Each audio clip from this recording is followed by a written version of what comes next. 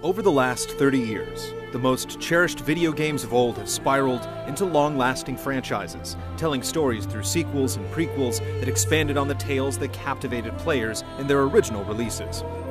Many of these series evolved into legends of their own, creating a timeline of lore that kept their avid communities entrenched in the game's world.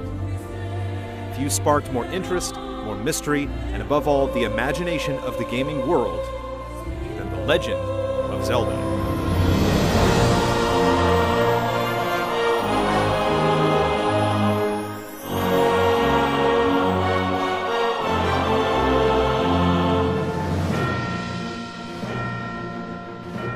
This tale began back in 1987 with the release of The Legend of Zelda for the NES. It went on to become a landmark for many reasons, but its plot wasn't among them. The only story elements came in the form of a brief text paragraph that explained you were on a quest to save Zelda from an evil being known as Ganon. If you managed to delve into the game's manual, you were treated to a bit more narrative, like why Ganon, wielding the Triforce of Power, invaded Hyrule, seeking the Triforce of Wisdom. When Zelda caught wind of the invasion, she dispatched her nursemaid Impa to find a hero valiant enough to save Hyrule, but not before breaking the Triforce of Wisdom into 8 fragments and hiding them. Link eventually claimed these fragments and saved the kingdom and its young princess.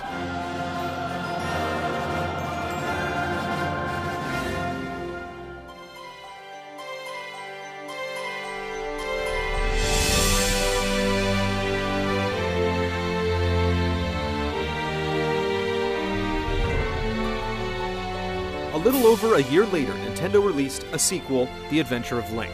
From the game's introduction and manual, we learned that after Ganon was destroyed in the first game, Link set out to find the Triforce of Courage in order to awaken a slumbering Princess Zelda.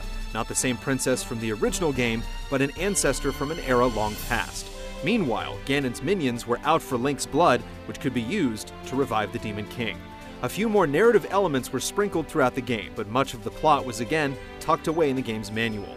The backstory here painted a broader picture of the Kingdom of Hyrule and its history, bringing to light a tale that transpired long before either of the two games. It felt like there was more to the chronology than a few lines of text. Nevertheless, Hyrule planted the indelible thought that there was more to it than initially met the eye, igniting the imaginations of countless travelers who would brave its monster-ridden plains.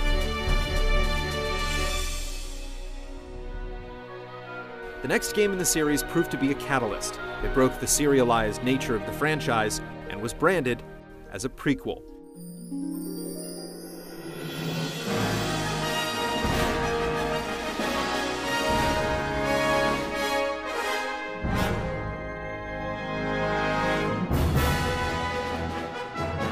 The new adventure put a heavier emphasis on the story, one which developed over the course of the game. Unlike its predecessors, players experienced the story simply by playing the game.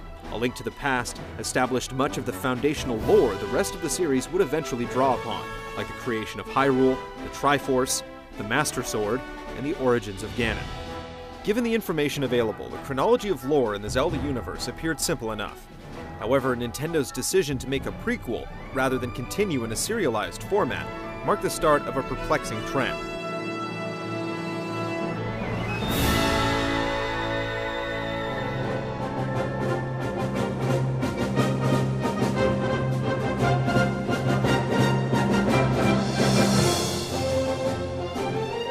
Zelda took a departure from the norm in Link's Awakening.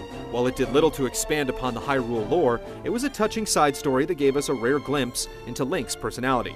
The legendary hero had set off to hone his skills after defeating Ganon in A Link to the Past, but on his return voyage, a maelstrom destroyed his ship. Link washed ashore on the mysterious Koholint Island, where a young girl named Marin rescued the lad and nursed him back to health. The girl bore a striking resemblance to Zelda, one of the game's few connections to the rest of the series.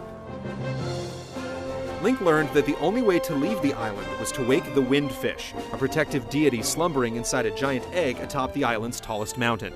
However, Link's freedom ultimately came at a high price. The entirety of Koholint was but a dream of the Windfish, and to Awakening the creature would spell the end of the island and all its inhabitants. It was an emotional tale with a depressing conclusion that remains one of the most memorable in the series. Though Link's Awakening was more of a side story, it potentially held an important clue for theorists to piecing the series together. The ship that Link was sailing on bore a striking resemblance to the ship introduced in later games, suggesting those games might share a connection. Distant association through shared imagery like this later formed a good number of the binding threads that eventually pieced the games together.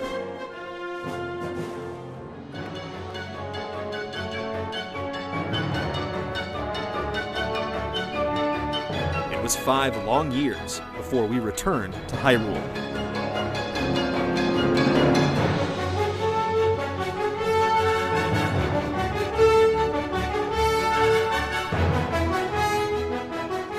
In 1998's Ocarina of Time was presented as an origin story, chronicling the events that had been partially described in previous games. A young boy named Link set out with the means to stop the evil Ganondorf from claiming the Triforce with the aid of Princess Zelda, but their actions unintentionally triggered a sequence of events that ultimately led to the downfall of Hyrule. In the aftermath, Link gathered the courage to travel between 2 time periods in order to awaken 7 sages and obtain the strength to defeat Ganondorf once and for all. The Hero of Time's adventure provided deeper insight into the series' mythos. 3 goddesses created Hyrule, and when they departed, they left behind the sacred Triforce, a relic that could grant one's wishes. In order to protect such a powerful item from falling into the wrong hands, it was hidden away in the sacred realm. Ganondorf, king of the Gerudo, lusted for this divine relic, and eventually learned of its resting place. For timeline theorists, the battle to stop Ganondorf from conquering Hyrule and ultimately seal him away in the sacred realm appeared to fall in line with what was outlined in A Link to the Past.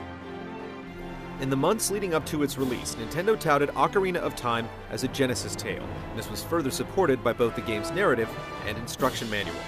No one realized it then, but Ocarina of Time's ending later served as the basis for one of the biggest plot twists in the series.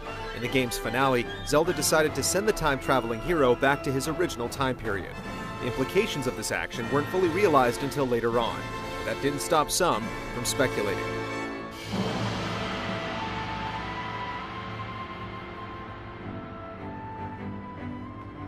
Given the facts, it wasn't difficult for fans to piece together the timeline. The Legend of Zelda was followed by Zelda 2, a direct sequel. A Link to the Past was a prequel to the NES classics, which was then followed by Link's Awakening. In an interview conducted in Nintendo Power, series creator Shigeru Miyamoto revealed what he had deemed to be the official order of The Legend of Zelda. This remark flew in the face of what fans had speculated. For the first time, there was controversy amongst those who believed in an established timeline, and this one quote would spark a decades-long debate about the tales of Hyrule. The plot would soon thicken.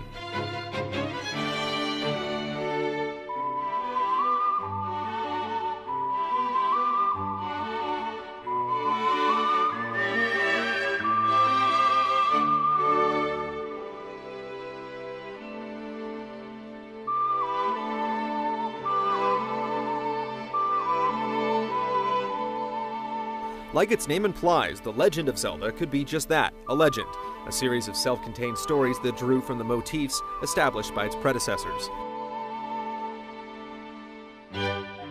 Many other franchises ended up following this template to give greater storytelling freedom to its writers and producers.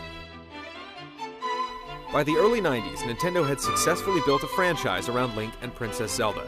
With video games slowly becoming a mainstream medium of entertainment, some players began holding these serialized stories to the same standard as those told in books, TV shows, and even film sagas.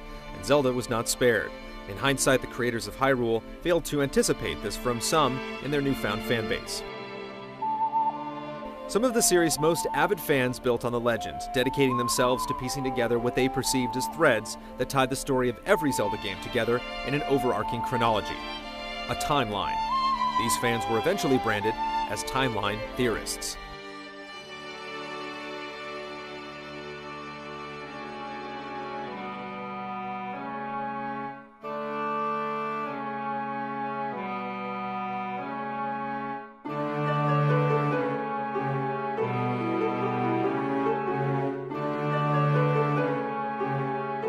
2 years later, Nintendo released a second Zelda game for the Nintendo 64, Majora's Mask. The opening sequence of the game revealed that several months after Ocarina of Time, Link was drawn into an alternate dimension called Termina, while searching for a friend. This strange world was being terrorized by the Skull Kid, a mischievous forest imp from Ocarina of Time who had stolen a mask, granting him incredible powers. Link only had 3 days to stop the real culprit, Majora's Mask itself, before it brought the moon crashing down into the surface. Like Link's Awakening, this direct sequel was more of a side story, but it served as an important clue for theorists who wanted to decipher a potential timeline. Majora's Mask took place after Link was returned to his original period by Zelda at the end of Ocarina of Time. This suggested to theorists that the events that led up to the point where Link was sent back in time were erased from history and were replaced by what transpired in Majora's Mask.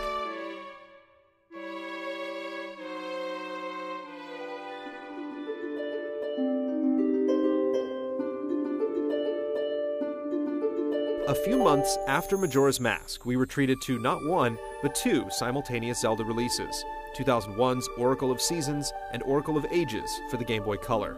Link was investigating the Triforce in Hyrule Castle one day when he was whisked away by the Divine Relic to the distant lands of Holodrum and Labrynna.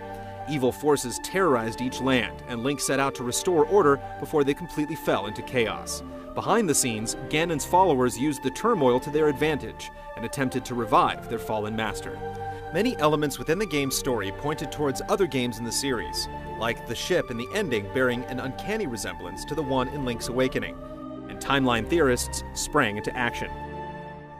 Since the Triforce was unified and in Hyrule Castle, the only 2 places where Seasons and Ages seemed to make sense were either after the adventure of Link or A Link to the Past, the only other times where the Triforce was complete.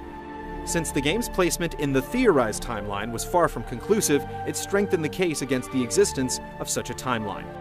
Many believed that Nintendo was just making up the chronology as it went along.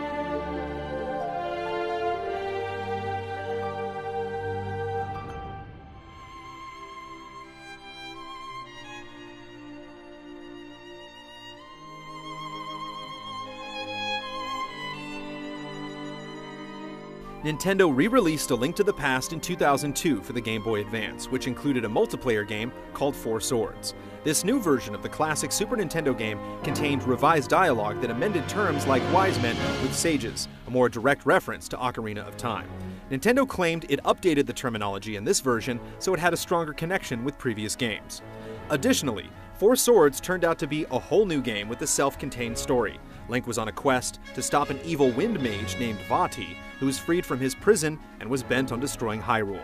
The plot appeared very simple and ambiguous enough that it could take place almost at any time by those who intended to build a Zelda timeline.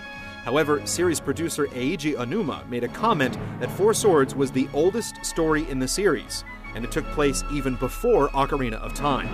Until that comment, timeline theorists usually place the game at the end of their chronology.